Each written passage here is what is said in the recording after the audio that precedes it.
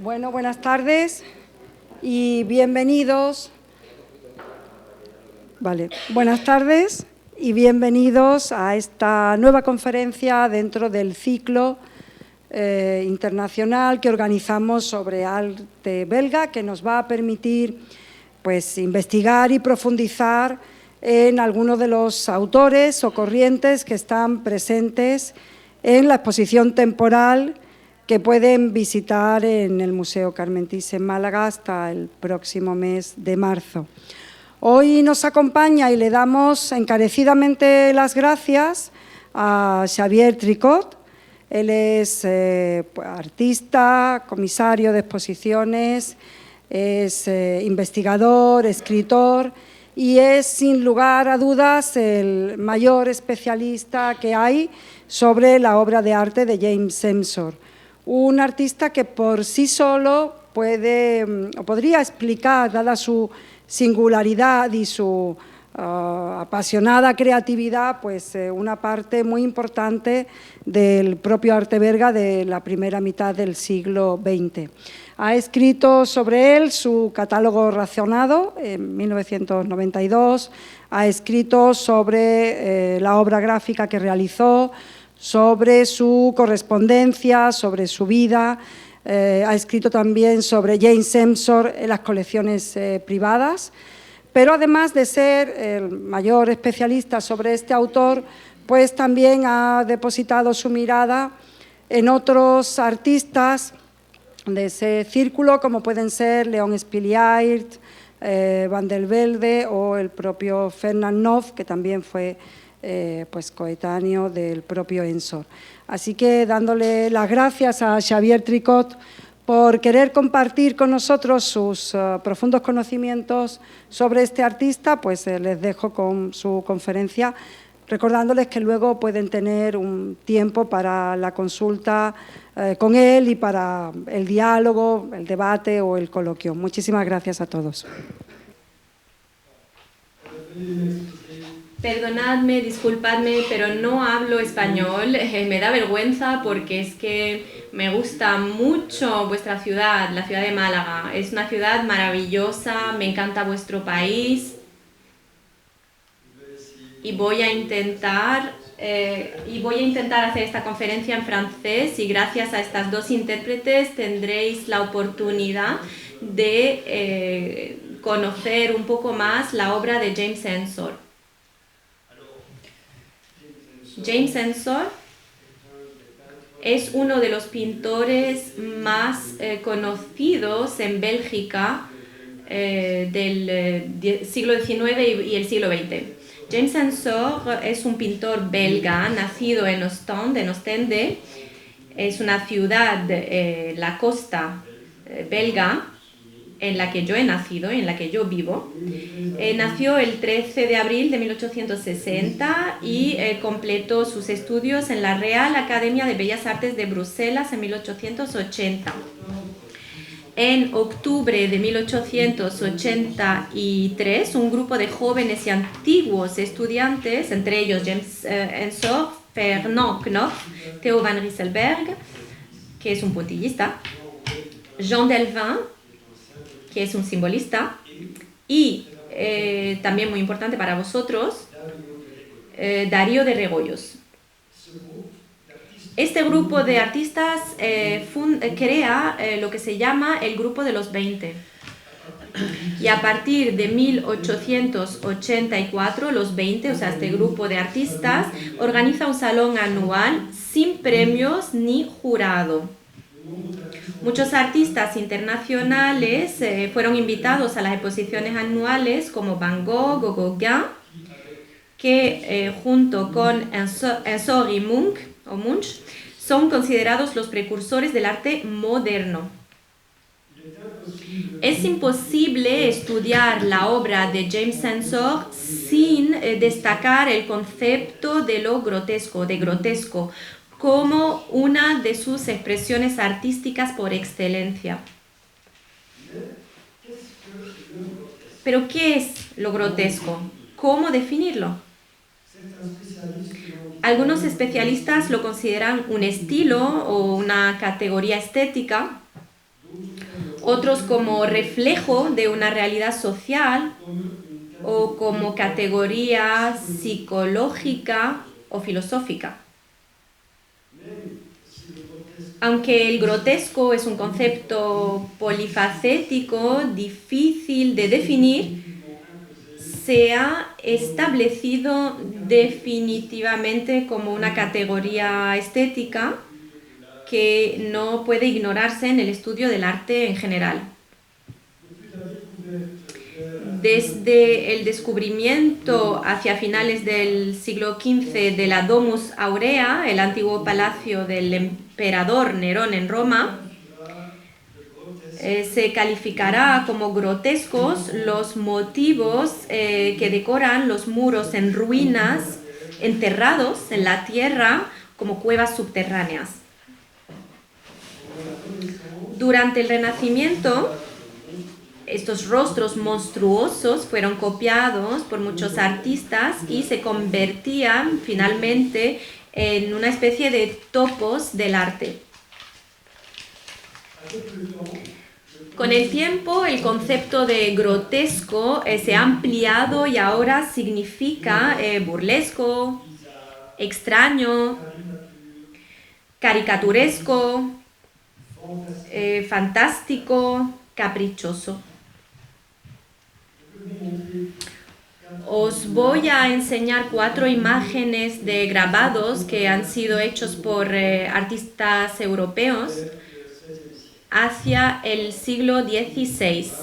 Como podéis verlo, la primera imagen es de Jacob Bink, un artista muy poco conocido, excepto por los especialistas, pero se puede ver ya una imagen de unos motivos florales que decoraban basados en los dibujos que se encontraron en el palacio de Nerón en Roma. Aquí tenemos a Jacob Bink y aquí una figura grotesca de un italiano que se llama Giovanoli y se trata también de una cara, pero también de motivos arabescos. Aquí tenemos una página con unas cabezas grotescas. También estas cabezas, como podéis verlas, no son realistas. Se trata de cabezas muy fantasiosas, así. Y entre ellas se puede apreciar una decoración exuberante. El pelo se trabaja como si fueran arabescos. Y aquí tenemos la 4ª imagen, que es de Lucas Kilian, que encontré en el British Museum de Londres. Y esta imagen se asemeja mucho a las obras que se encontraron en los muros del Domus Aurea en Roma. La cara deformada por el miedo, la risa o el sufrimiento siempre han fascinado a los artistas. El escándalo de la expresión facial, que se pueden ver en estas imágenes que he enseñado, encuentra su expresión más lograda en la máscara, que como motivo pictórico se ha impuesto definitivamente en el arte. La máscara puede provocar miedo, repulsión o risa. Tanto en el teatro griego como en el chino o en el japonés, las máscaras teatrales están sujetas a códigos bien definidos y expresan el estatus o los sentimientos del personaje interpretado por el actor. En estos casos, la máscara muestra lo que oculta. Al igual que la máscara teatral, la máscara de carnaval, por su aspecto grotesco, suscita reacciones intensas, a menudo también contradictorias. No conocemos la verdadera identidad de la persona que se esconde detrás de la máscara. Lo que la hace inquietante o extraña. La mueca de la máscara o calavera simboliza un exceso de expresión facial. Miremos también también hay que tener en cuenta que la palabra mueca, grimace en francés, proviene del francés antiguo, grima, que significa máscara en francés. Por lo tanto, existe ese vínculo entre la máscara y la mueca, la palabra francesa grimace. Como muy pocos pintores antes que él, James Ensor fue capaz de combinar la máscara y el esqueleto en sus singulares cuadros. La combinación de estos dos motivos refuerza la sensación de extrañeza y, entre paréntesis, la preocupante extrañeza se ha tratado por Freud en su texto Das Unheimliche. Els lo sabe, lo hemos hablado esta tarde con Els de Brou, que es miembro del personal del museo. Este concepto de unheilig en alemán es imposible de traducir, ni en francés, ni en inglés, ni en español. Se trata de un término muy alemán y que expresa esta preocupante extrañeza que se acerca al concepto de unheimlich. Así que bueno, esta extrañeza, ¿por dónde voy?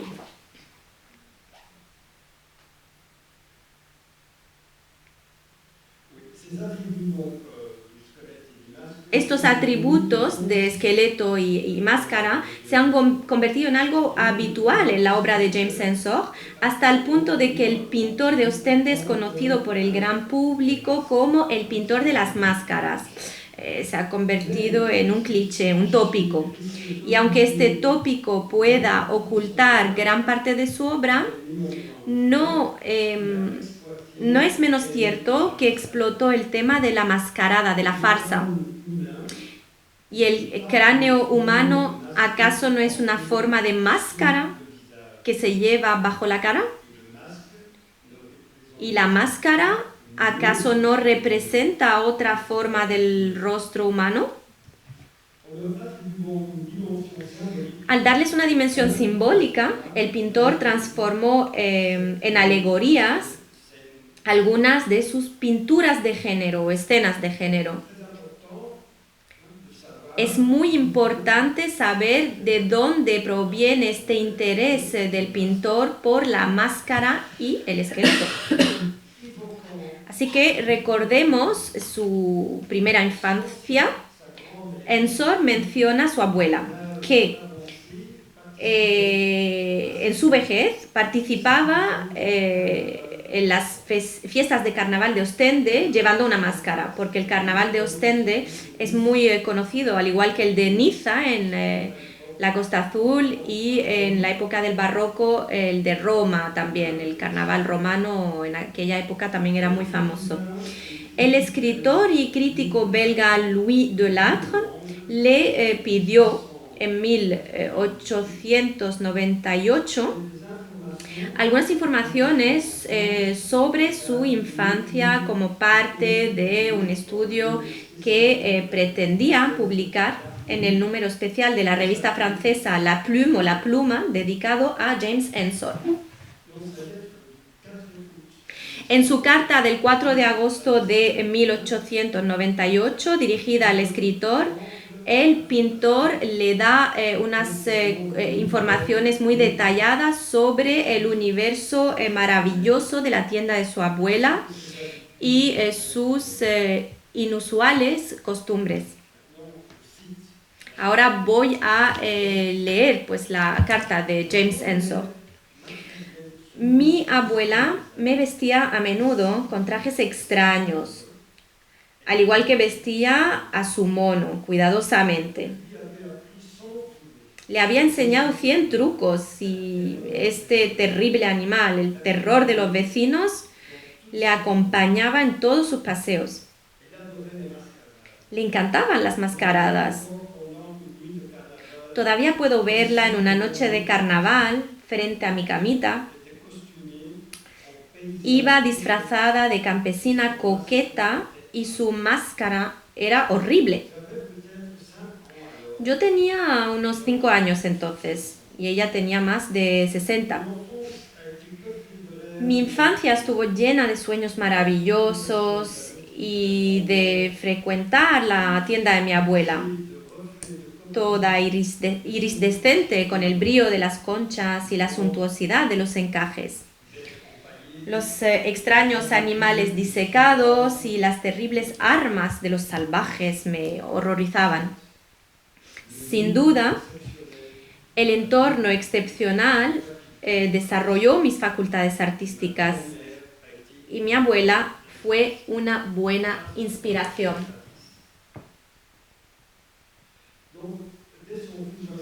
Así que desde muy joven James Ensor estuvo en contacto con objetos más súper excéntricos en la tienda de su abuela y de sus padres. Máscaras de carnaval de vivos colores, convivían con máscaras de teatro chinas y japonesas, conchas de formas extrañas se perdían entre animales disecados, fotograbados satíricos se apilaban entre postales humorísticas. Tras descubrir a Goya y al pintor francés Odilon Redon, la alegoría como figura retórica alcanzó su punto álgido con Ensor hacia 1890. Su visita en noviembre de 1883 al Museo de Lille, que es una ciudad en el norte de Francia, donde Ensor pudo admirar las jóvenes y las viejas de Goya, le causó una profunda impresión, como se desprende de la carta que envió al pintor español Darío de Regoyos, miembro de los 20, como ya os he mencionado. Y de nuevo os voy a leer una carta de 1884. Hace un mes tuve la oportunidad de ver el Museo de Lille. Me ha dejado impactado. Las obras maestras del museo son los Goya. He visto las viejas, 2 ancianas vestidas con trajes de baile que se miran en un espejito con las palabras ¿qué tal? En segundo plano se ve el tiempo a punto de darles un escobazo. Nunca he visto figuras más horribles. Me impresionaron profundamente. Luego, las jóvenes.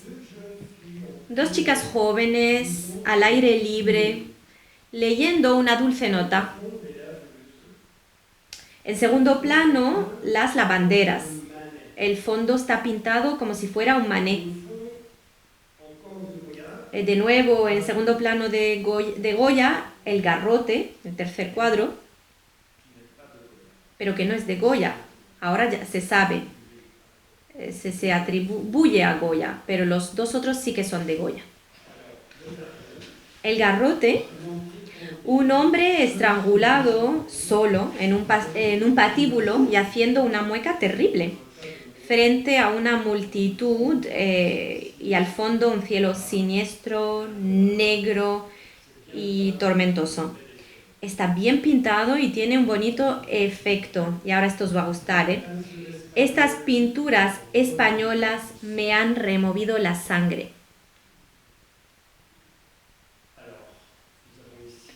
Bueno, aquí tenemos el tiempo.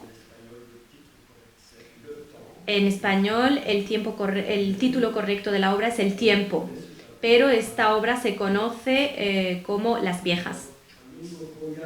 Aquí otro Goya que ha tenido una importancia esencial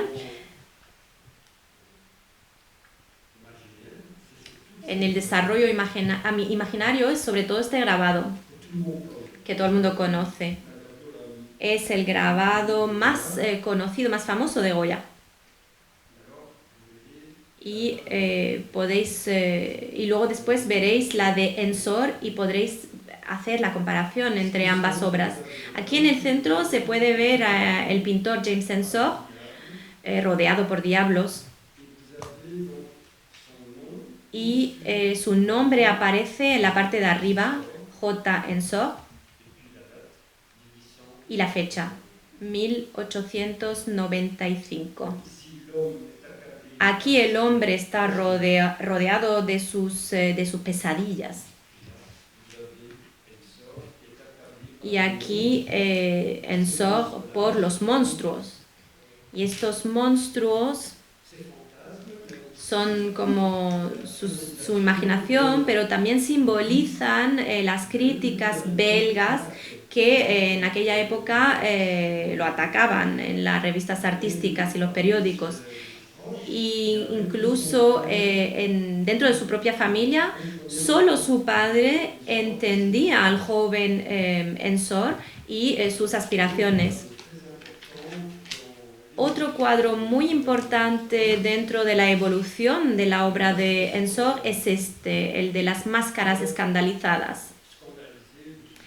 Escandalizadas, bueno, creo que en español existe el equivalente de escandalizadas, pero aquí escandalizado significa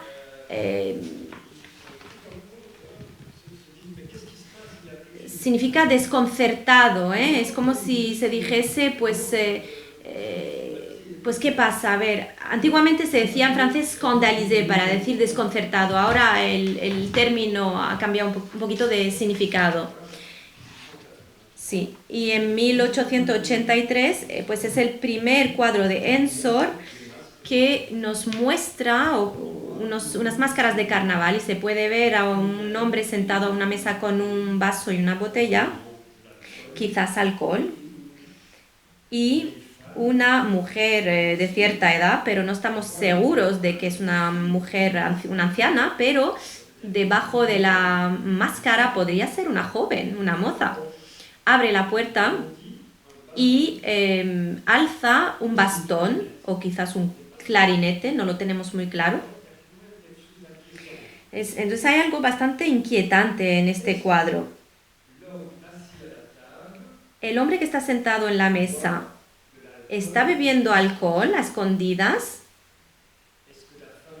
La mujer que entra es la esposa, que de repente sorprende a su marido bebiendo a escondidas.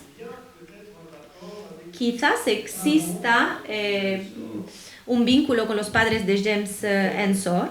El padre de James Ensor era inglés, pero había nacido en Bruselas. Es un intelectual que hizo estudios en Bruselas, pero también en Heidelberg, en Alemania. Es un intelectual que sabía hablar inglés, el francés también, pero el alemán también. Es una persona muy culta. Y Ensor heredó de su padre una gran biblioteca con las obras completas de Balzac. Y Balzac tendrá una influencia muy importante en el universo imaginario de James Ensor. Así que entre paréntesis os cuento rapidito esto. Nadie, ni siquiera los franceses lo saben.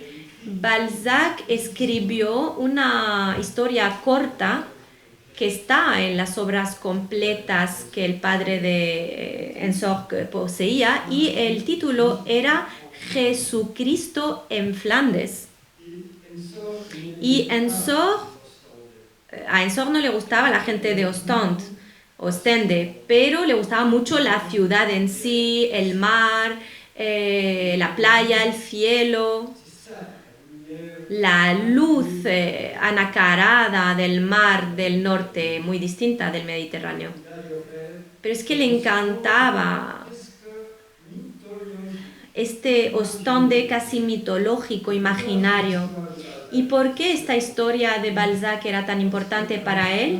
Bueno, pues porque al final de la historia Jesús cogió un barco en Zelanda, en los Países Bajos. Hay una tormenta que surge en el Mar del Norte y de forma muy moralista las personas humildes reconocen en esta figura luminosa al Cristo, mientras que los burgueses muy altivos subestiman esta figura luminosa. Hay una tormenta, hay un naufragio y los burgueses se hunden y mientras que las personas humildes se salvan y se encuentran en la playa, bueno, se les trae en la playa de Ostende. Y esto es lo que se escribe Balzac. Y en la última parte de la historia escribe: con los últimos pasos del Cristo en esta tierra hemos construido un convento. Esto es falso, obviamente. Pero para Ensor era muy importante. Estaba este gran escritor francés que introduce la pequeña ciudad de Ostende en sus escritos. Y para Ensor era algo formidable, maravilloso. Para él, Balzac era el escritor más grande que había. Bueno, voy a seguir. Bueno, aquí tenéis una obra de Daumier. Y podéis ver el vínculo entre esto y esto otro. ¿Estáis de acuerdo?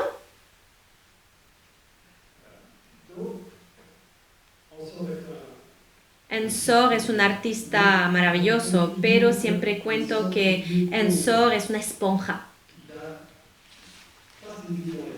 Él no tiene sus ojos dentro de los bolsillos escondidos, no, él está mirando, absorbe, remueve todo eso en su mente y lo vuelve a escupir a su manera. Y eso es muy interesante, ¿eh?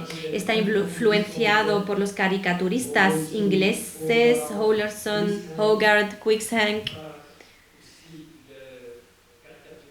También por los caricaturistas franceses, como Daumier, que publicaban sus litografías en revistas especializadas sobre la caricatura. Y todo esto va a influenciar a este artista peculiar, porque dentro del grupo de los 20, Ensor se dejaba de lado, porque existían dos escuelas, la escuela de los simbolistas y la escuela de los neoimpresionistas, o lo que se conoce como puntillistas. Y Ensor no era puntillista, él odiaba al neoimpresionismo, pero dentro de su obra hay también una tendencia simbolista, pero que va más allá del simple simbolismo que se encuentra, por ejemplo, en mi opinión, en uno de los simbolistas más grandes de Europa, que es Fernand Khnopf. Y Fernand Khnopf es de la misma generación que Ensor. Y si vais a Bruselas, os recomiendo que vayáis a ver sus obras de arte en el Museo de Bruselas y los museos reales de Bellas Artes. Es un artista que, en mi opinión, bueno, eso no se puede decir en París, pero que me parece superior a artistas franceses como por ejemplo Gustave Moreau. Si hay que asemejarlo a alguien francés, pues se asemejaría a Redon, que era un artista increíble con un mundo imaginario increíble. Y Redon tuvo una influencia tanto sobre Khnopf como sobre Ensor.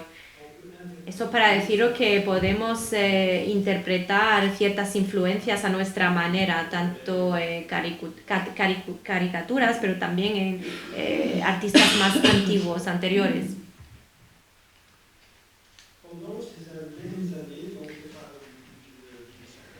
Durante estos mismos años, estoy hablando de al principio de 1880, descubre los grandes nombres de la literatura mundial. Bueno, se ha hablado de Balzac, pero también hay un escritor que conocéis seguramente, que es Edgar Allan Poe.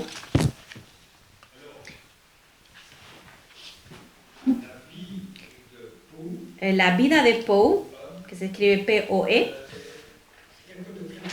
Bueno, es una persona muy trágica, una vida trágica. Murió con 40 años, era un alcohólico y hay que saber que el padre de James Ensor era alcohólico.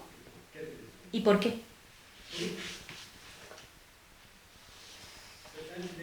Este intelectual conoce la madre de James Ensor en Ostende, en Ostende. ¿Y por qué en Ostende? ¿Y por qué Ostende tiene su importancia? Porque Ostende está enfrente de Dover, en Inglaterra, de Dover. Y había un barco que iba de Ostende a Dover. Y en el otro sentido también. Quizás hay gente que ha visto la película The Elephant Man, la magnífica película de David Lynch. Bueno, al principio de la película, si volvéis a ver esta película, baja este Elephant Man, este hombre elefante de un barco y se ve pues esto que viene de Dover a Ostende, porque él viene de Inglaterra al continente europeo para que vaya pasando por los circos. Así que Ostende se conocía. Y el padre de Ensor ha tenido que ir a Inglaterra y pasar por Ostende y fue a una tienda, vio a una joven muy guapa, que era la madre de Ensor. Pero había una diferencia entre el padre y la madre desde un punto de vista artístico, intelectual. Y bueno, la relación no iba muy bien entre los dos. Y el padre hizo unos estudios de ingeniería en Bélgica y en Alemania. Y en 1859 fue a Estados Unidos. Por lo tanto, Ensor nació en 1860. Justo antes del nacimiento de Ensor, ellos fueron a Estados Unidos. ¿Pero qué pasa en Estados Unidos? Bueno, estalla la guerra de secesión. Y el padre de Ensor vuelve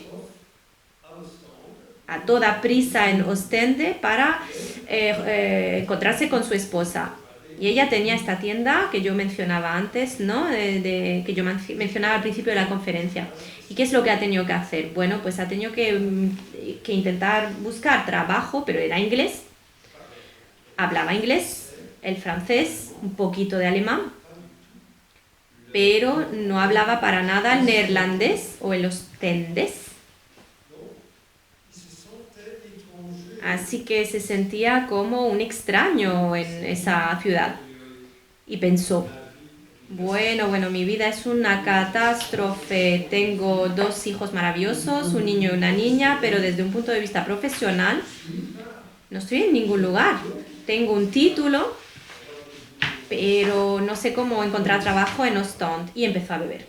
Empezó a beber alcohol, huyó de su esposa para beber en las cafeterías de Ostende, pero en esa época, quizás lo sabéis, Ostende era muy famosa durante la Belle Époque.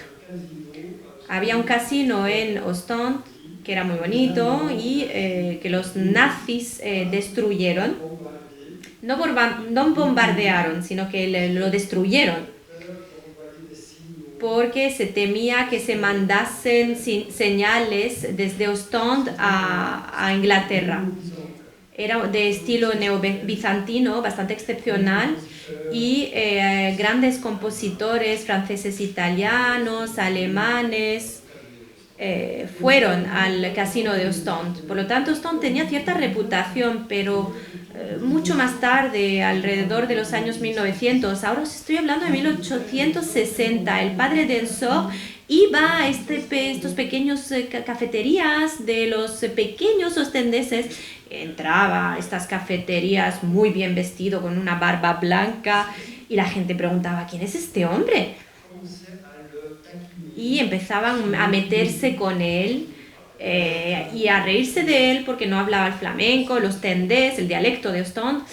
Y entonces se pensaba que era un gran burgués y la gente que iba pescando por ahí, pues que veían a beber algo de alcohol, pues pensaban, a ver, ¿y este hombre quién es? Este café, esta cafetería es nuestra.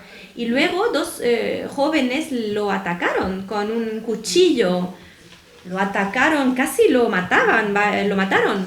Y hay una carta de Ensor en la que escribe a sus amigos de Bruselas contando que acababan de traer a su padre lleno de sangre y escribió que la sangre goteaba sobre la cabeza de su hermana pequeña. Esto es para daros la imagen horrible que tenía Ensor de su padre. Y para los que trabajan en el psicoanálisis, la imagen del padre muy extraño a la identificación a lo que puede tener un niño pequeño con su padre, pues se desmoronaba. Esta imagen se desmoronaba y su madre era una mujer muy autoritaria, muy mandona y tenía una imagen completamente distinta del padre y de la madre, y esto ha tenido una repercusión muy importante sobre la vida privada de Ensor y sobre su expresión artística. Hay que saber esto para entender mejor la razón por la cual él se ha adentrado del todo en el universo de los monstruos, de las máscaras. Bueno, un universo completamente paralelo al suyo, su mundo personal. Y mucho más tarde, hay un crítico flamenco, le escribe, André, y le escribe: leí como todo el mundo y releí a los escritores clásicos durante los meses de esclavitud útiles que pasé en la Academia de Bruselas de 1877 a 1880. Y luego leí a Goethe, Cervantes, Dante, Milton, Shakespeare, Schopenhauer, Leopardi, el italiano, Víctor Hugo, y también Rabelais, el bruegeliano me interesaba, como las viejas pinturas aceitosas, grasientas, gofradas, guarreadas. Bueno, aquí veis que a Ensor le gustan los neologismos, inventa también palabras. La escritura es también muy importante para Ensor. Y sigue diciendo: el Orlando furioso de Ariosto me divertía mucho. Ya había devorado y disfrutado del gran Balzac, el glorioso visionario, y mi padre lo admiraba, y mi madre lo conservaba, y yo lo leía de niño. Pude leer narraciones extraordinarias de Edgar Poe, seducido al principio por el título del libro, y luego leí a Hoffmann, menos interesante, y no me gustaron sus mezclas mal acopladas de lo real y lo fantástico. Pero soñé sobre todo con Poe.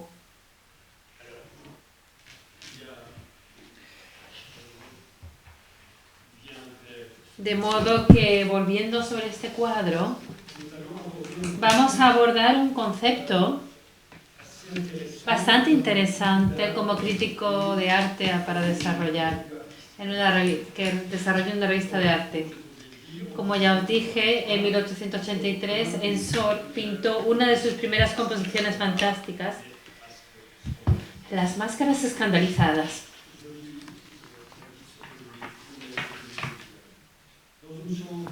En una habitación sórdida, un hombre enmascarado se sienta en una pequeña mesa en la que está una pequeña botella y un vaso. La puerta se abre y una mujer enmascarada con un bastón puede que sea un clarinete, se encuentra en la puerta, en el umbral. El hombre, sentado, parece sorprendido por la improvisada visita de la mujer. Ambos personajes están escandalizados en el sentido de desconcertados, estupefactos. Una profunda sensación de terror domina la escena, iluminada por la tenue luz de una lámpara de aceite que cuelga del techo. ¿Es una simple escena de carnaval? La botella y el vaso sobre la mesa indican que el hombre estaba bebiendo a escondidas antes de que llegara la visitante. Como ya os dije, la escena podría indicar que la esposa viene a regañar a su marido alcohólico. Es la escena una alusión, esta ilustra lo que el crítico de arte belga Edmond Picard, la escena ilustra lo que este señor Picard es muy importante para la crítica artística al final del siglo XIX. Este señor Picard denominó el concepto como lo fantástico real o lo extraño, lo bizarro en lo espantoso. Tras la exposición de 8 carboncillos y 10 litografías de Odilon Redon en el Salón de los 20 en 1886, Edmond Picard publicó su artículo no firmado, sin firma, titulado Lo fantástico real. En la revista de arte belga, con más reputación, denominada El arte moderno, el número del 23 de enero de 1887. Como miembro fundador del grupo artístico de los 20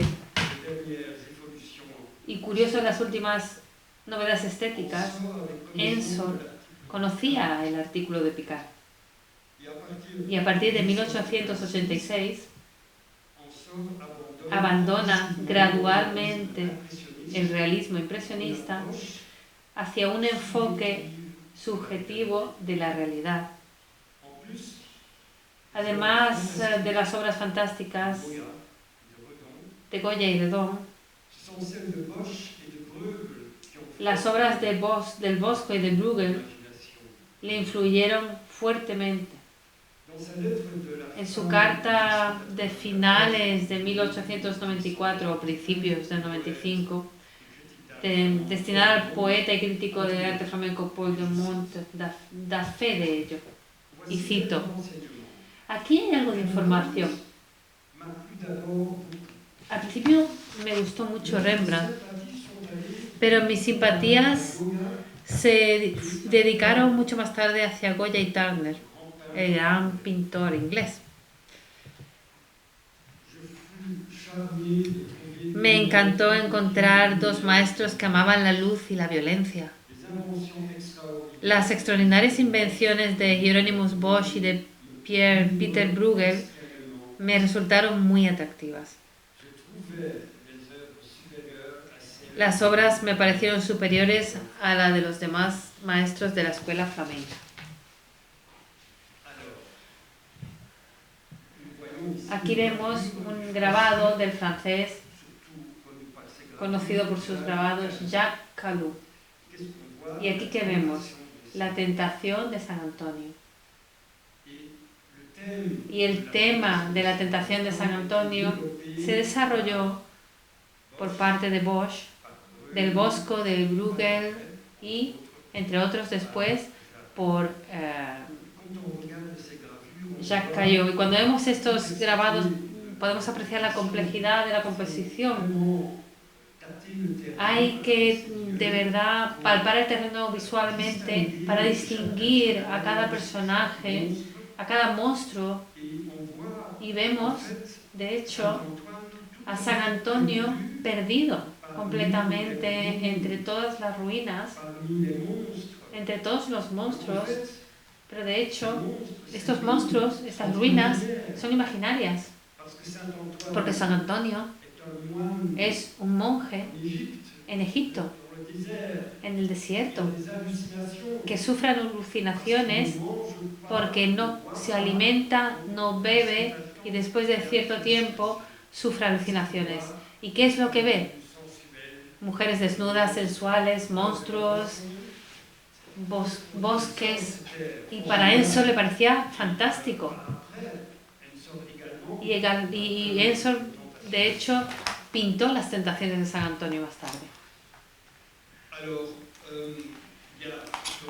De hecho, está este grabado tan conocido de Caló, y también existe una serie de grabados titulados Balli di Cesania, el baile de Cesania, porque Caló estuvo influenciado por los italianos, el Renacimiento.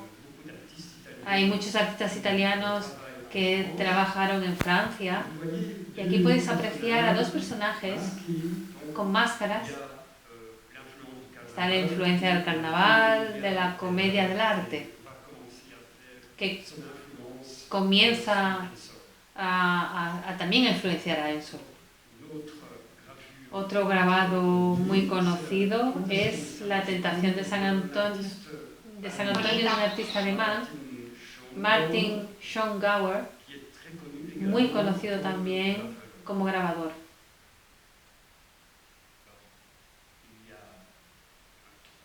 Y un tercer, el más conocido, La tentación de San Antonio del Bosco. El tríptico se encuentra en Lisboa, y aquí podéis ver en el centro, en un detalle, San Antonio, que sufre sus alucinaciones, sus visiones. Vemos personajes grotescos o mujeres bellas, y podéis ver lo que San Antonio imaginaba, lo podemos ver en la pintura, y Ensor es igual.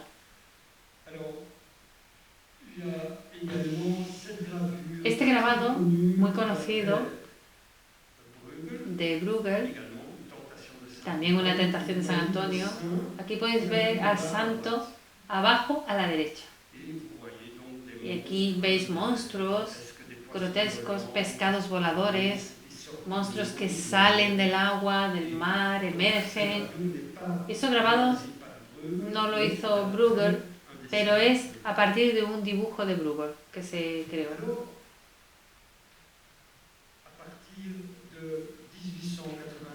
A partir de 1800-1806 está el esqueleto, el cráneo humano, que aparece en las composiciones de James Ensor.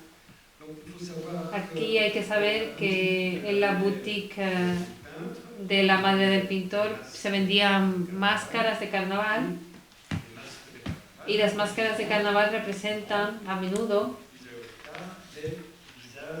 rostros grotescos, pero se puede hacer una máscara a partir de un cráneo humano.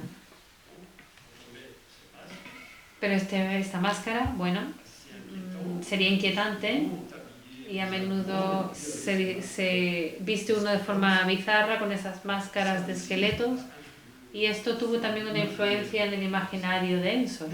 Pero, paralelamente, en el siglo XIX hubo una evolución de los conocimientos de la medicina, de la anatomía, del sueño, de las pesadillas, y este clímax llega en 1900, cuando Sigmund Freud publica Die Traumdeutung, la interpretación de los sueños. ¿Y eso de dónde proviene? En 1900, Xavier Bichat publica sus investigaciones psicológicas sobre la vida y la muerte.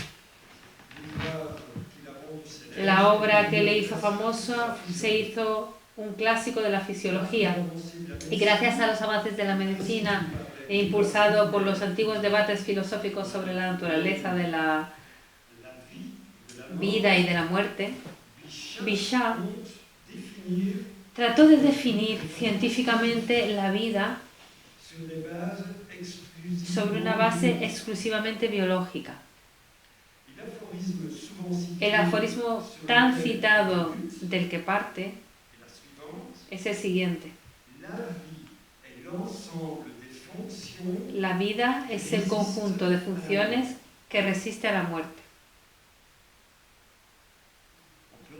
Se puede reflexionar sobre esta cita, que es muy interesante. Y naturalmente, esto preocupaba a filósofos, entre ellos Auguste Comte, el filósofo francés, y el gran pesimista alemán Arthur Schopenhauer. Este último, Schopenhauer, que James Ensor leyó, creía en la inmortalidad del alma humana. Paralelamente a la literatura fantástica del siglo XIX, aparecieron muchas publicaciones pseudocientíficas.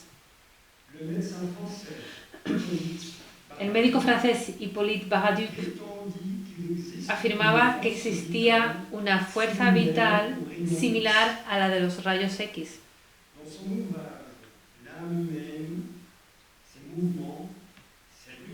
En su libro El alma humana, sus movimientos, sus luces y la iconografía de lo invisible fluídico, que se publicó en París en 1896, intentó demostrar que las placas fotográficas eran capaces de visualizar los reflejos del alma. El descubrimiento de los rayos X por parte del doctor alemán Wilhelm Röntgen representó un éxito inmediato y rotundo desde principios de 1896. Pronto aparecieron muchas caricaturas de las fotografías de los rayos X en postales y en revistas satíricas, que James Ensor vio, leyó y en las que se inspiró, por supuesto. James Ensor se da entre 1886 y 1890, realiza una serie de dibujos enigmáticos que también podrían describirse como grotescos fantásticos. Algunos de estos dibujos se expusieron en el Salón de los 20 en 1887, titulados Fantasías y grotescos. Y en 1889, Ensor expuso allí varios dibujos con el título, en general, Fantasías, Esperpentos, Diabluras, Muecas e Incoherencias. Entre paréntesis, existía en esa época en París un grupo de artistas un poco loco y humorístico, Los Incoherentes. Y aquí tenéis incoherencia en el título de Ensor. Así que él también conocía a este grupo de París. James Ensor introdujo el motivo de la máscara y el esqueleto a partir de 1887. La calavera y la máscara aparecen a menudo juntas en las composiciones del pintor, como en su grabado de 1878, Cráneo y Máscara.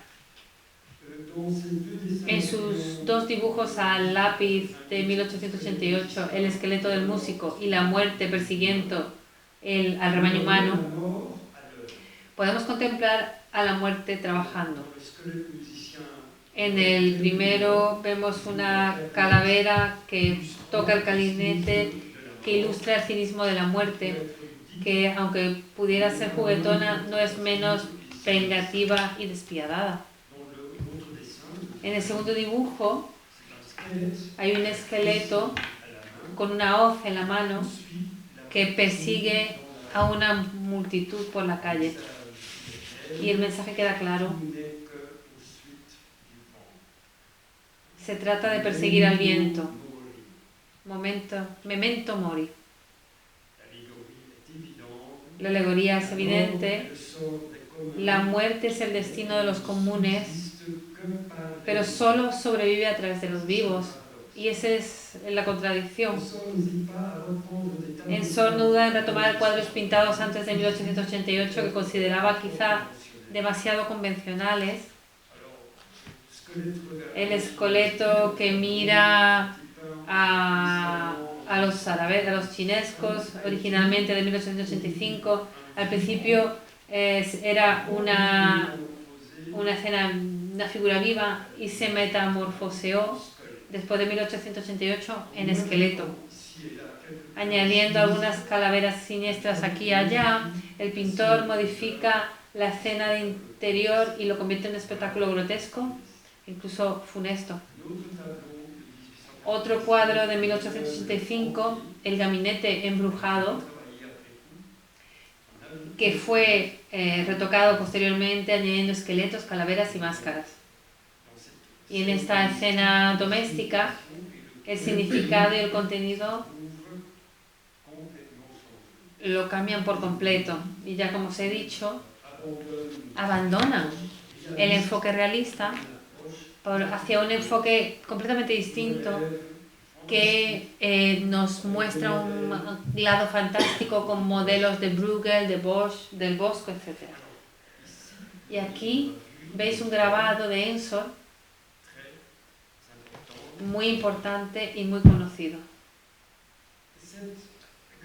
Este grabado se basa sobre una fotografía, y esto es lo que a menudo ignoramos. También se trata la influencia de la fotografía en Ensor, porque sus amigos en Bruselas, Mariette y Ernest Rousseau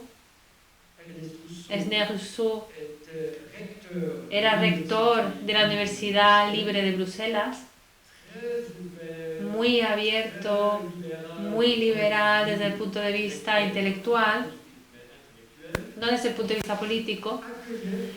Rousseau acogía a todos en su casa, a los filósofos, a los escritores, a los compositores, a los poetas franceses, belgas, alemanes, incluso anarquistas.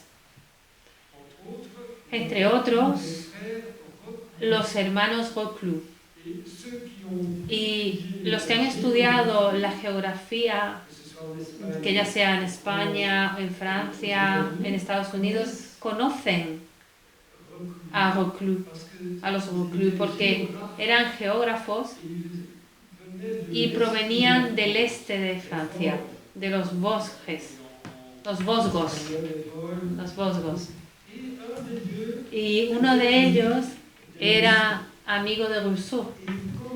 Y como Ensor le invitaba mucho a Rousseau, él aprendía muchas cosas.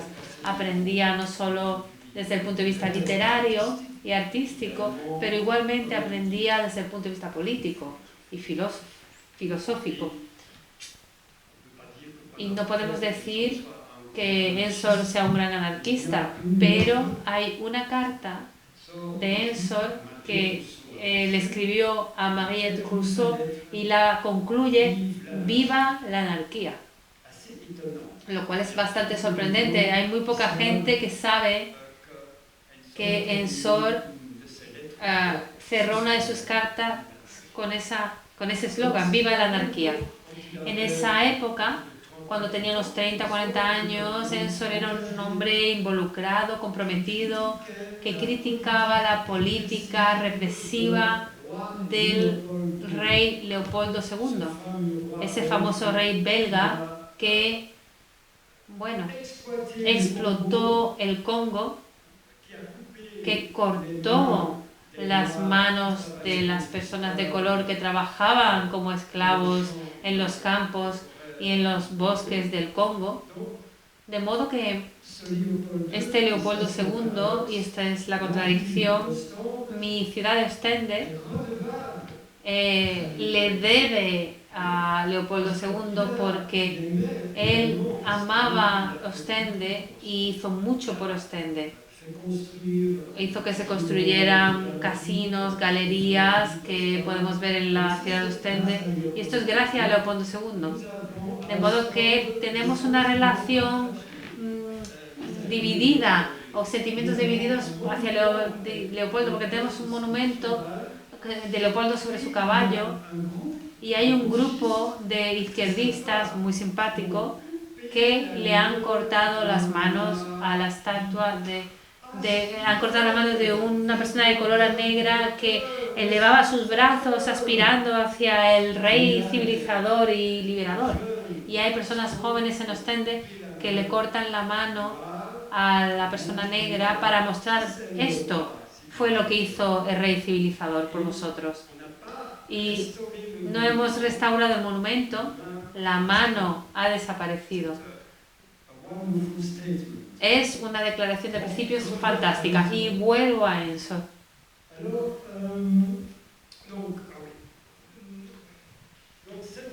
Este grabado se basa sobre una fotografía y el hijo único de los Rousseau, era un fotógrafo aficionado, fotografiaba a todo el mundo, a su padre, a su madre y a sus amigos y a su amigo James Ensor, delante de la fachada del jardín de la casa en Bruselas. Y ahí podemos apreciar a Ensor como un Hamlet muy seguro de sí mismo. Y es una copia 100% de la fotografía en grabado. Pero en cierto modo se dice, bueno, es demasiado clásico lo que he hecho. No. Quiero cambiarlo. Y hizo una segunda intervención. En grabado hablamos de la primera etapa, cuando el artista retoma la placa de cobre, de cuero, o cambia o modifica un elemento, vuelve a hacer la impresión. Esa es la segunda etapa. Sí, vuelve a trabajar sobre la plancha y es la tercera etapa. Cada vez es un estado, son los estados, sí.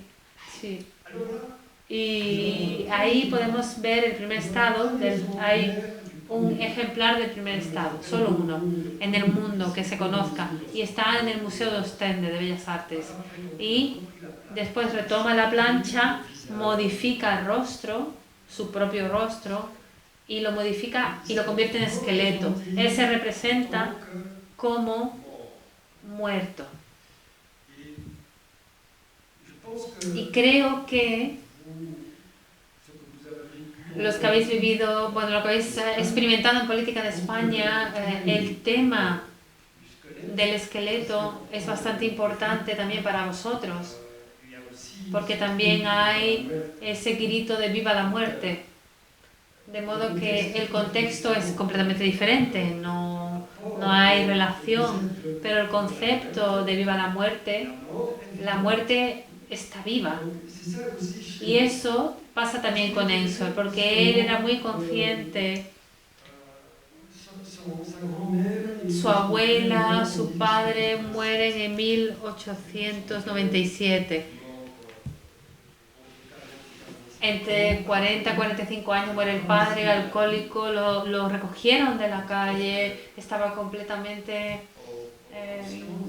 inconsciente, había perdido la conciencia. Su abuela muere el mismo año, de modo que él debe enfrentarse a la muerte, y eso tuvo un impacto sobre él muy grande, porque ¿cómo dominar a la muerte?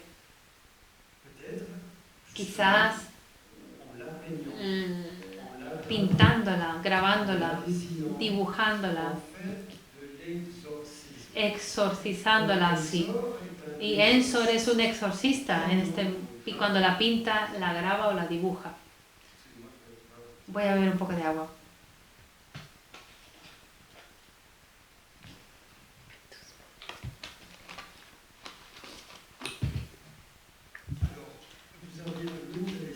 Aquí otro dibujo muy interesante, porque vemos un interior burgués y podemos ver abajo a la izquierda el perfil de su hermana y a la derecha un chico o una chica, no se ve muy bien el género del personaje, pero lo que es interesante es la técnica. Vemos que es a grafito y con trazos de dorado en forma de arco en la parte superior, pero más interesante es que en el espejo que está por encima de la chimenea, hay un espectro que sale del espejo y no sabemos muy bien si se trata de un autorretrato, quizás, o de un fantasma que vuelve, quizás, no lo sabemos muy bien. Él deja abierto a interpretación este dibujo tan interesante. Otro dibujo en la misma línea, pero mucho más elaborado, es este. Aquí vemos 100% Ensor. Vemos máscaras y la muerte que aparece en el espejo rococó.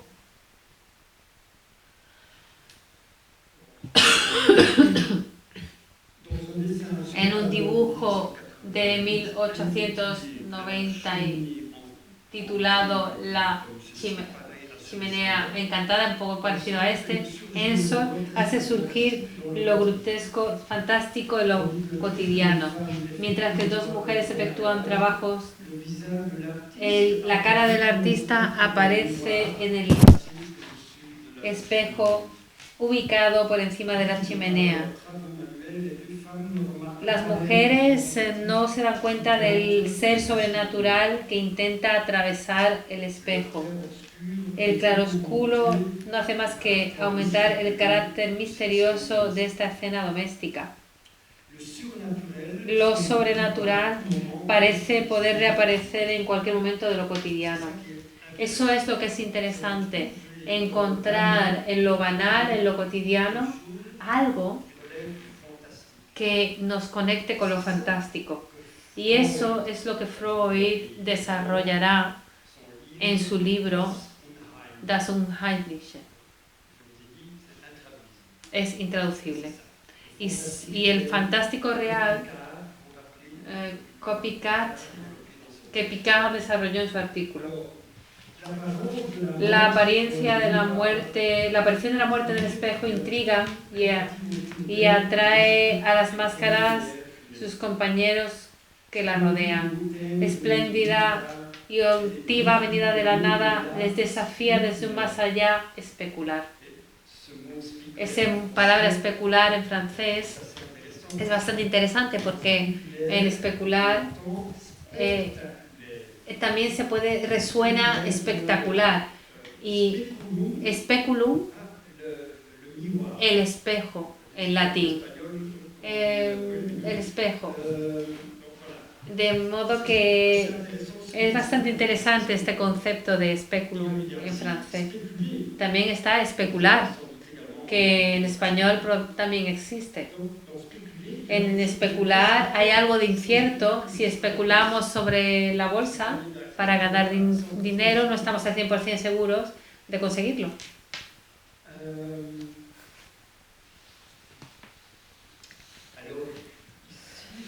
Aquí podéis ver originariamente un autorretrato en el que apreciamos a Ensor transformado, metamorfoseado en esqueleto. Y este dibujo de 1889 se titula Esqueleto dibujando puerilidades finas. Puerilidades es una de esas palabras rocambolescas de James Ensor, pueril, infantil, que no tiene mucho valor. De modo, ¿qué es lo que apreciamos aquí? Vemos al artista en forma de esqueleto, está dibujando, y lo que dibuja lo vemos en el espejo. Vemos una escena un poco elegante a la Watteau, del pintor Watteau, Antoine Watteau, que con los jardines de amor tenía escenas galantes, hombres tocando la guitarra, mujeres jóvenes en parques, el mundo inocente, supuestamente inocente de Watteau.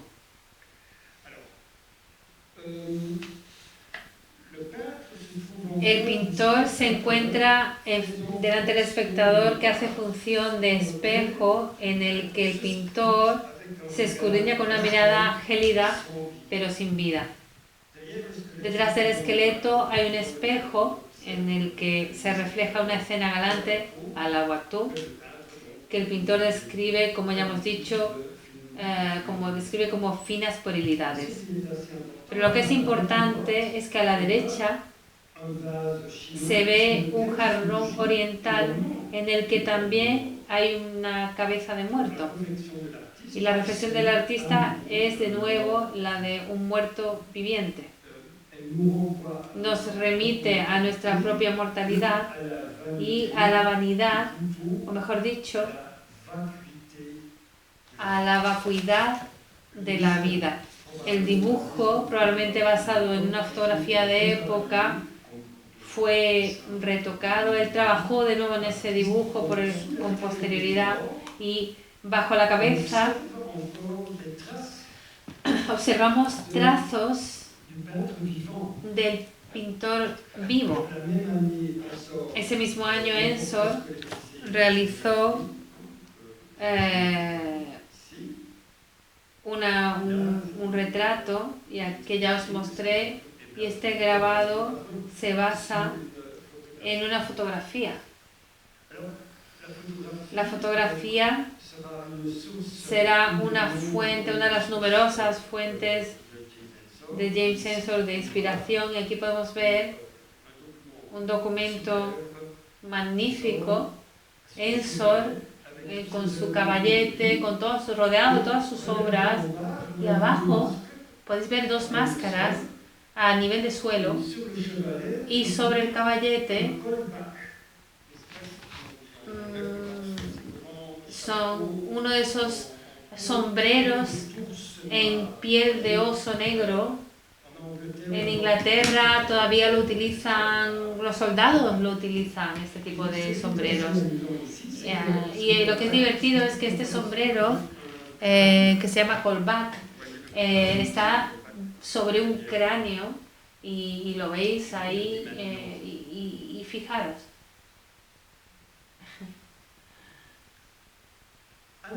De nuevo, Ensor se transforma, se metamorfosea en esqueleto, pero podemos ver muy bien que se basa en esta fotografía para ilustrar.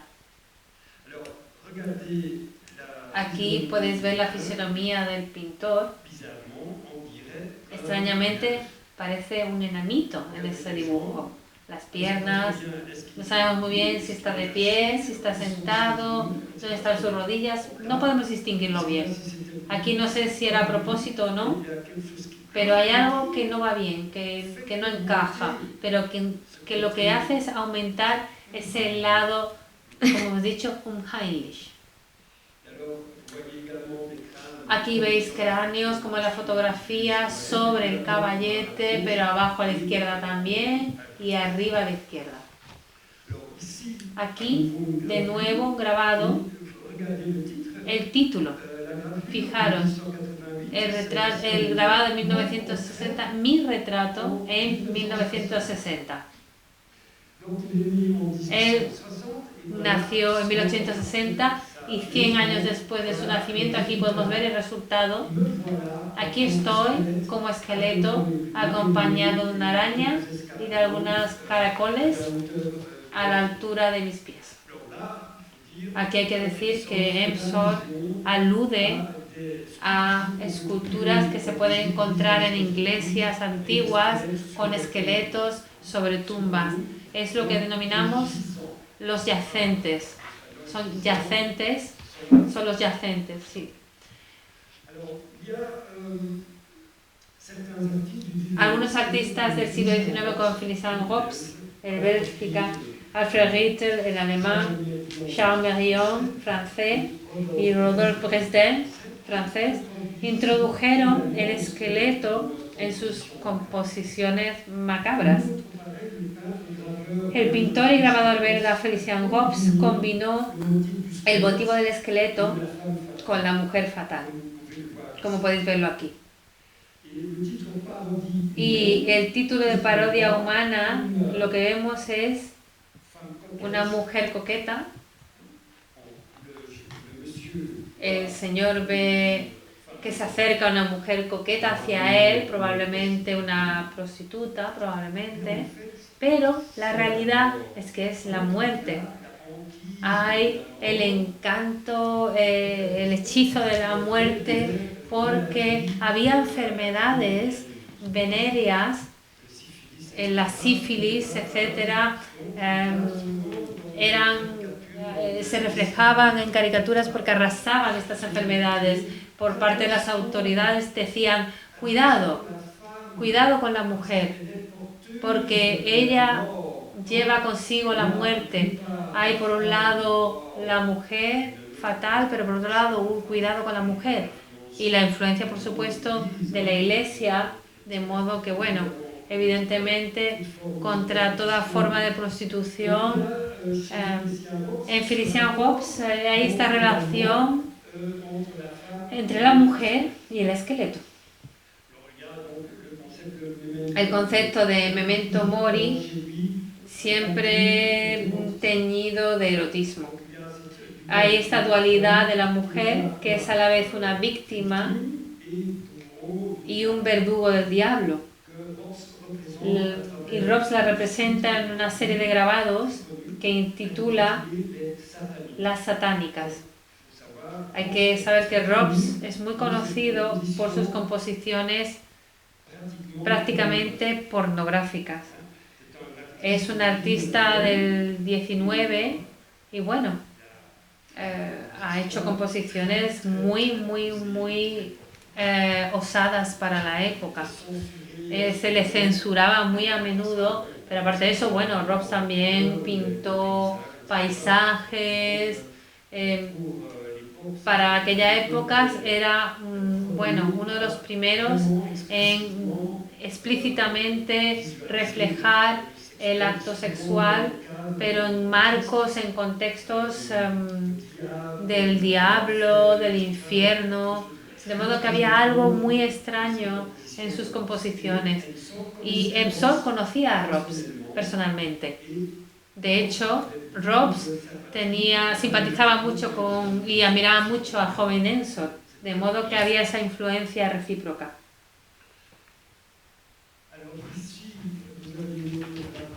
Aquí tenéis otro grabado de Rops que se llamaba Les Épaves.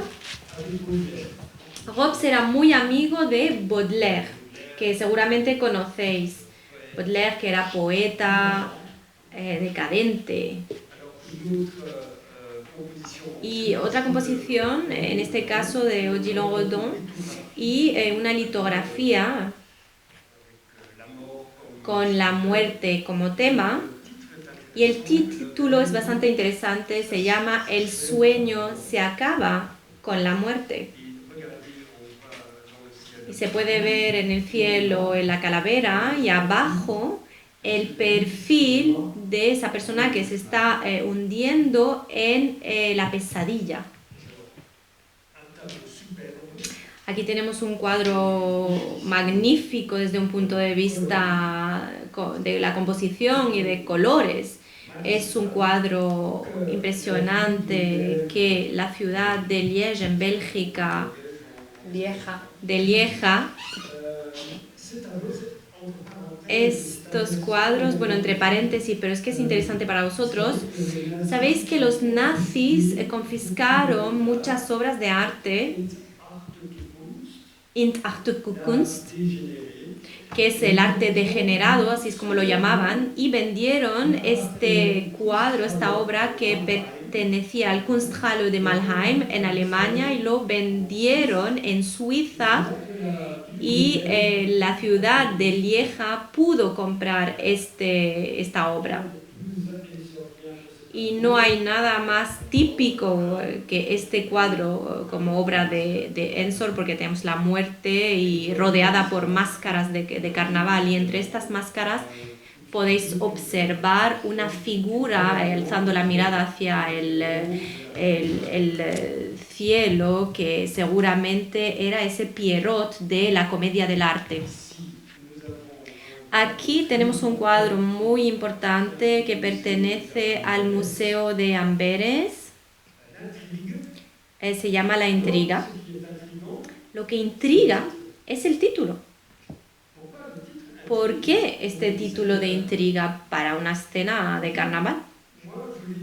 Bueno, yo lo descubrí bastante tarde porque no lo sabía hace 20 años, pero es que hay un juego que se hace durante el carnaval en Bélgica, en el que un hombre solo, enmascarado, le pide a una mujer enmascarada que salgan juntos en la calle, en las cafeterías también. Entonces se trata de dos desconocidos que crean una pareja solo durante carnaval. Y la intriga, el juego de intriga, consiste en hablar, bueno, en burlarse un poco, desafiar a la gente de la cafetería diciendo, tú eres tal persona, yo te conozco, tú has hecho esto, has hecho lo otro. Y esto es ese juego de intriga, porque las víctimas de esta pareja realmente no saben quién se encuentra detrás de esas máscaras. Y en eso consistía ese juego de intriga.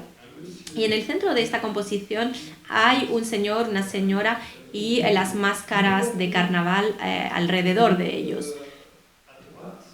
Si os fijáis en la derecha, en la primera parte, la parte delantera, se puede ver una mascarilla con unos mofletes ahí que se notan bien, con una muñeca en los brazos. Fijaros en esa cara, es japonesa. Aquí se observa la influencia del arte oriental, japonés, en la obra de Ensor. ¿Y por qué? Pues porque ha visto estas máscaras, estos objetos, en la tienda de sus padres, pero también en las colecciones de algunos coleccionistas de Bruselas, porque a finales del siglo XIX había ese interés marcado por lo oriental, la gente volvía de Japón, de China, con objetos exóticos y la madre de Ensor vendía estos objetos. Aquí también hay un cuadro que se encuentra en el Museo de Amberes, que es la sorpresa de la máscara Buzz. En este cuadro hay una mujer vestida con unos trapos, con un chal también, con un gorro ridículo, que llevaba unos atuendos rojos. Se presenta en una habitación y se pregunta pues qué espectáculo tan extraño ha podido ocurrir ahí. A nivel de sus pies hay una ropa colorida, un violín, un clarinete abandonados. Unos actores invisibles se han escapado alarmados por la llegada de la máscara Buzz, intrigados por una escena de mascarada tal vez imaginaria.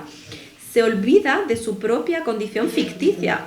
Y si os fijáis bien, en el cuadro una gota que gotea de su grosera nariz acentúa el carácter ridículo de sus andares. El escenario de esta fantasmagoría es, por supuesto, el estudio del pintor, que, como al igual que un director de escena o un titiritero, da vida a las máscaras y a los objetos de su teatro imaginario. Se puede volver a encontrar las máscaras en muchos cuadros de aquella época, pero también en las fotos de su estudio que habéis podido ver. En una carta que dirigió a sus amigos con fecha del 7 de noviembre de 1891, declara: sigo enamorado de las máscaras. Las he puesto en todas las salsas, sin cansarme, y siguen sin disgustarme.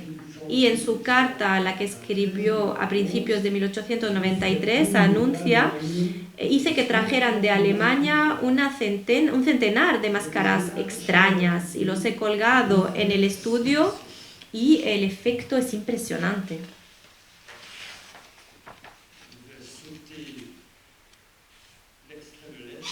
Bueno, voy a saltarme esta cita de la carta porque si no voy a hablar durante mucho rato.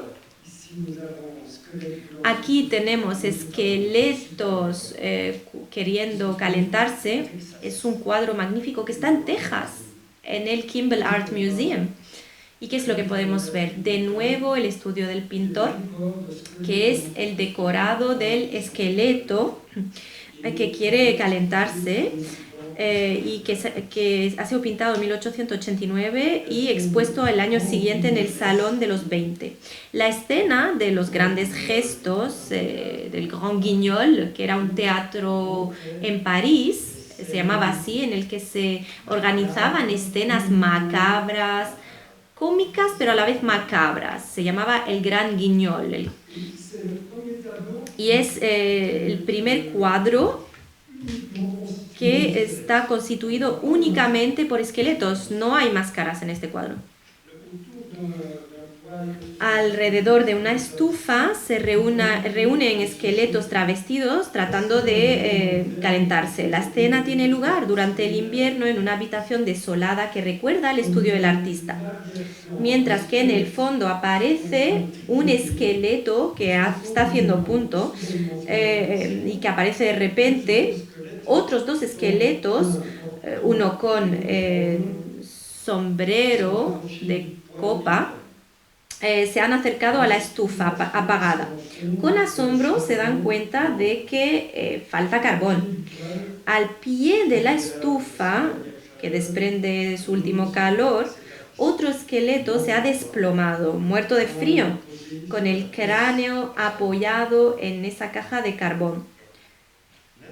La inscripción en el pedestal de la estufa pone: no hay fuego, lo encontraréis mañana. Esto es lo que demuestra lo absurdo pues, de su acto, ¿no? El carácter absurdo de su acto. ¿Os acordáis del grabado de Goya que hemos visto? También hay en el cubo en el que descansa la cabeza del artista una inscripción en Goya, ¿no? Fijaros aquí, el cubo que hay abajo. No hay fuego. Escribe esta frase melancólica que hace un eco que recuerda la inscripción de Goya. Esta es el número 43 de Caprichos. El sueño de la razón produce monstruos. Y luego volver a trabajar esta composición en grabado. Ensor hizo cuadros, bueno, pinturas y luego grabados, y luego se inspiró también y viceversa, o sea, grabados que se han convertido en pinturas y viceversa.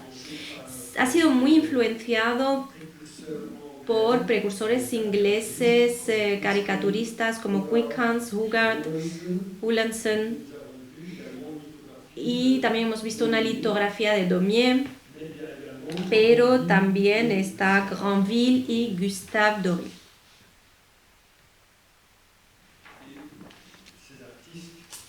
Y estos artistas publican sus caricaturas en una revista que se llama La Caricatura en los años 1830.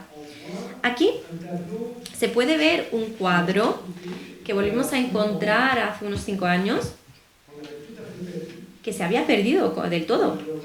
Y es que es muy interesante. Podemos ver de nuevo máscaras, pero fijaros en las máscaras. A la izquierda se ve a un personaje del teatro chino o japonés, del teatro kabuki o no. Abajo a la izquierda hay una máscara típica de carnaval que se puede encontrar en otros cuadros de Ensor, y al lado tenemos a un oficial o alguien así, un oficial, bueno, con su uniforme. Y fijaros bien, se trata de un esqueleto que lleva una máscara pero a medias. En el centro hay un personaje vestido de blanco con una nariz proeminente.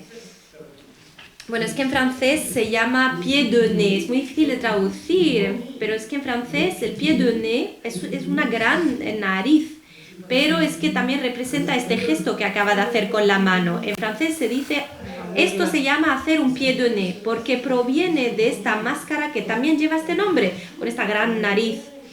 Así que cuando hacemos así con la mano, prolongamos la nariz, y esto se llama en francés pied de nez.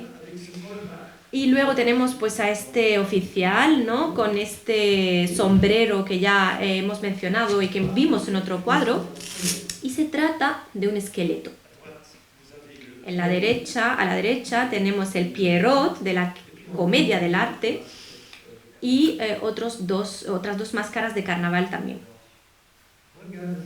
Y ahora fijaros en esta obra de Daumier de 1831. Publicada en la revista que mencioné antes, la caricatura, y podéis ver cómo Daumier ha visualizado unas muecas.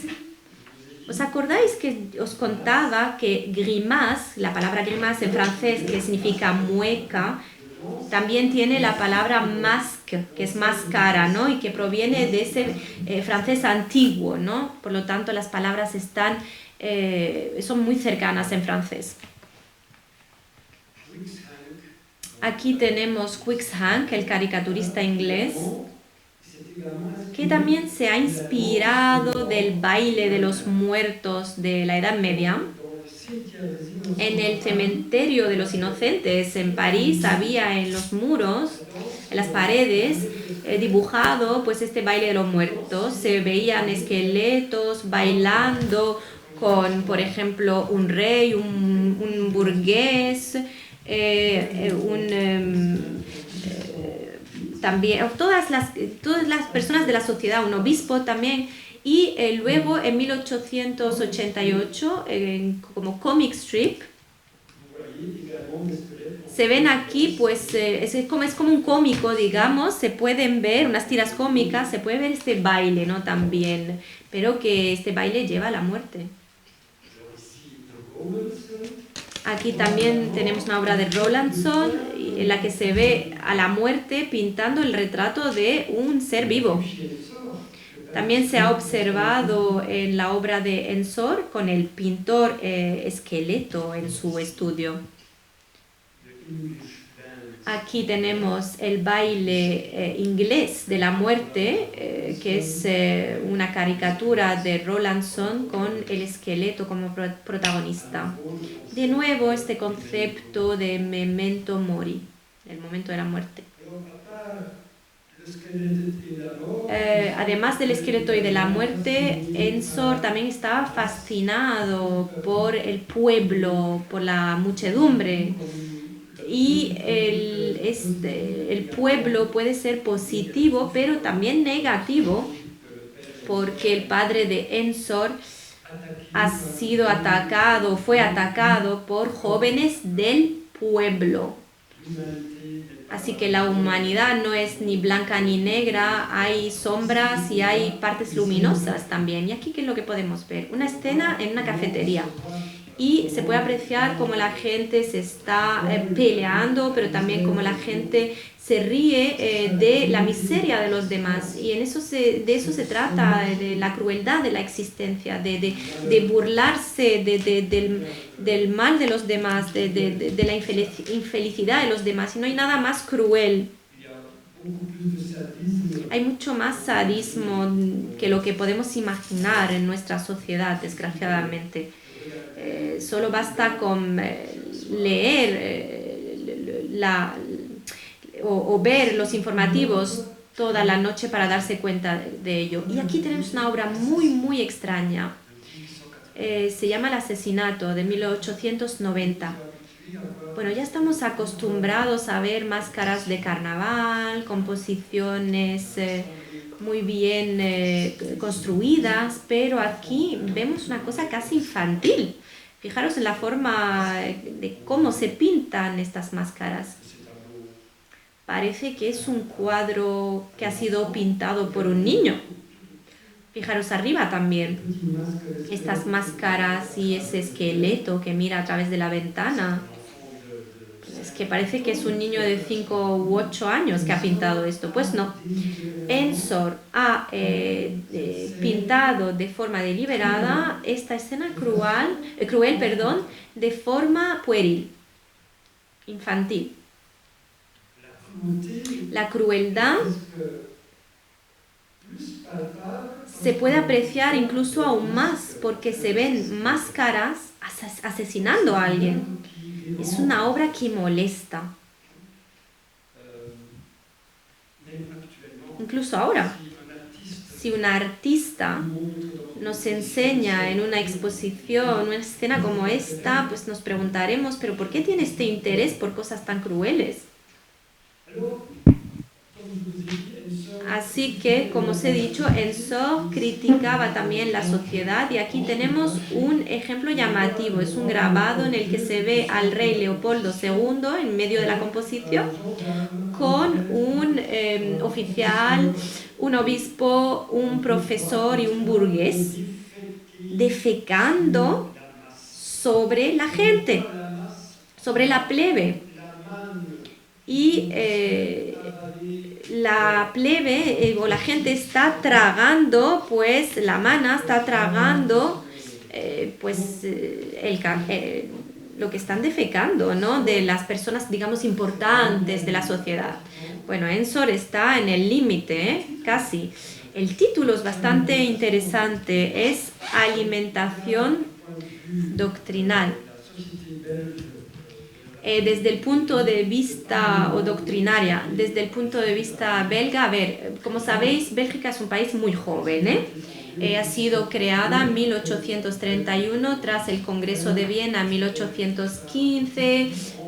Hacía falta un pequeño país, un país pequeñito entre los Países Bajos, Francia, Alemania, en fin. Y se pensó que, bueno, ¿por qué no darle a este país pequeñito un nuevo rey, Leopoldo I, y su hijo, Leopoldo II, se convirtió en una persona muy rica gracias al Congo, pero era un autócrata al estilo del zar de Rusia. Y veis aquí como la plebe, la gente acepta esta política de represión. Luego las cosas van a cambiar, eso podéis estar seguros. Pero aquí se ve el rey Leopoldo II mirando también al pueblo. Es como que, ¿qué pasa? ¿Qué? ¿Estáis haciendo una revolución? ¿Pero por qué? Pues que no tenéis razones, que lo tenéis todo en nuestra bella sociedad belga. Pero el pueblo, los obreros que trabajaban en las minas, en Valonia o en la parte norte de Bélgica, donde había minas, trabajaban muy duro. Los obreros también que trabajaban en las fábricas tenían un sueldo miserable. Había una gran miseria, al igual que en todas partes en Europa en aquella época, en Inglaterra, en Francia y seguramente también en España. Y eso es lo que Ensor ha querido denunciar a través de sus cuadros y de sus grabados, muchos de sus grabados. Denuncia también la justicia de su país. Bueno, aquí tenemos los buenos jueces, es irónico, obviamente, y abajo se ve a dos personas condenadas de forma que es como si fuese una caricatura. Y sobre el pupitre de los jueces en rojo y los abogados que están vestidos de negro, se ve una pierna amputada, dientes, una nariz. Y recordáis que os he enseñado un detalle en la tentación de San Antón del Bosco, Lisboa, pero en la... se podía ver también una persona vestida también de rojo, pero también con una pierna amputada en el cuadro de Bosco. Y aquí vemos esta pierna amputada o pie amputado. no voy a decir que estoy completamente seguro que cogió este elemento del pie y que lo metió en su cuadro, pero es que, hombre, es bastante abrumador, ¿eh? Es que eso significa que ha estudiado bastante bien una copia que existe de ese cuadro del original, ¿no? Pero que está en Bruselas, por lo tanto conocía muy bien esa composición y los detalles. Y si veis, pues los pies del Cristo, muy grotescos, ¿no? En el cuadro ahí, bueno, la verdad que se atrevía bastante. Y aquí de nuevo tenemos a jueces y no sabemos muy bien si están recortando o cortando a una víctima sobre este pupitre o si la víctima es la que tomando su revancha, porque se llama la revancha de los condenados. Y arriba a la izquierda se ve a uno de los condenados persiguiendo a un oficial y arriba a la derecha también otro condenado con un cuchillo en la mano que quiere asesinar a uno de los jueces. Y fijaros en esta caricatura también de un caricaturista francés, poco conocido, pero Ensor quizás lo ha visto también, ¿no? Que se llama Lavrate. Y ya a mediados del siglo XIX en Francia las caricaturas de justicia también existían. Aquí hay una revista que se llama Eclipse, muy conocida en Francia, y en la que se puede apreciar otra vez jueces como esqueletos y los gendarmes o los oficiales también como esqueletos. Y el título es El Día de los Muertos. Es un título bastante interesante. Pero no solo tenemos a jueces, también tenemos a los médicos, que también están aquí en una caricatura. Y están los médicos malos. Y aquí tenemos también a una víctima en la cama a la derecha y a los médicos que están extirpando o bien los intestinos o bien otra cosa.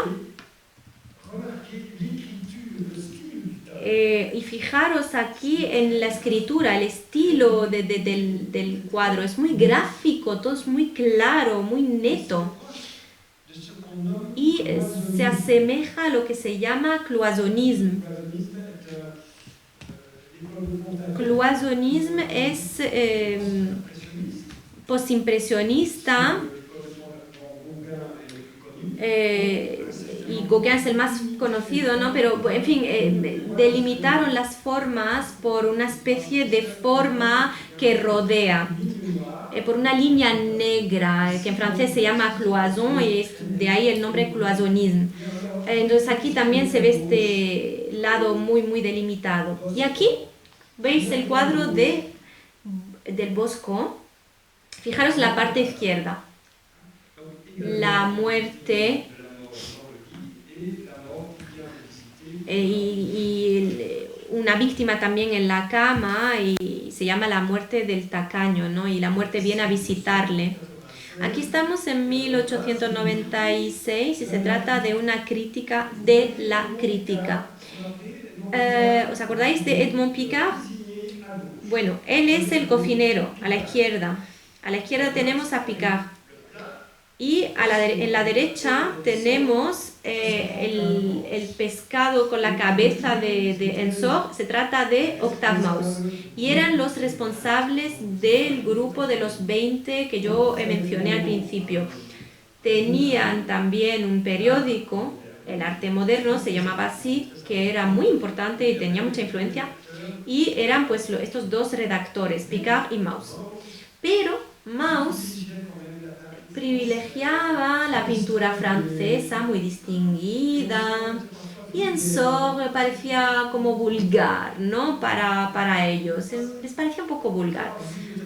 Y Picard era mucho más moderno, era un abogado de izquierda, muy comprometido políticamente, pero desgraciadamente después será antisemita, eso muchos años más tarde, hacia finales de su vida. Desgraciadamente, era un hombre bastante interesante, es una desgracia, ¿eh? Pero ¿qué es lo que vemos aquí? A miembros de los 20 representados como animales también. Aquí hay una persona en una sartén, Anna Bock también, que está aquí en la exposición de aquí, es la mujer colgada aquí como un pollo, aquí en la izquierda. ¿La veis? Y en la mesa, en segundo plano, están los críticos de arte, entre ellos Emil Vragen, que era un gran poeta, pero también crítico de arte. Y fijaros, en las escaleras está Theohanon, que era el amigo de Ensor y que recibe orina sobre la cabeza, como un cubo de orina sobre la cabeza. Ensor con esto lo que quería decir era, querido Theo, tú que criticas el arte, este es el resultado, este es el castigo que te doy, porque no hay que criticar el arte.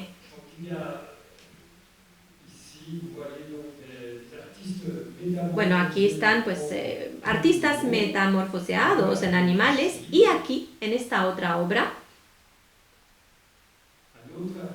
tenemos a otro artista muy importante para el mundo imaginario de Ensor, es Granville.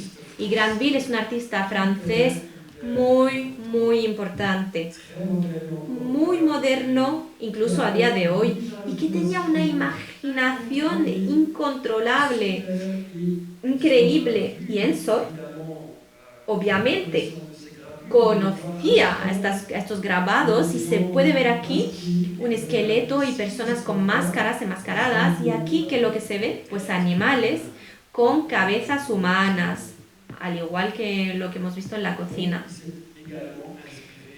Así que se ha inspirado también de Granville. Aquí tenemos un cuadro muy importante de Ensor, que es el de esqueletos peleándose un pescado, un arenque. La palabra en francés arenque, que se dice hareng sort, como ahumado.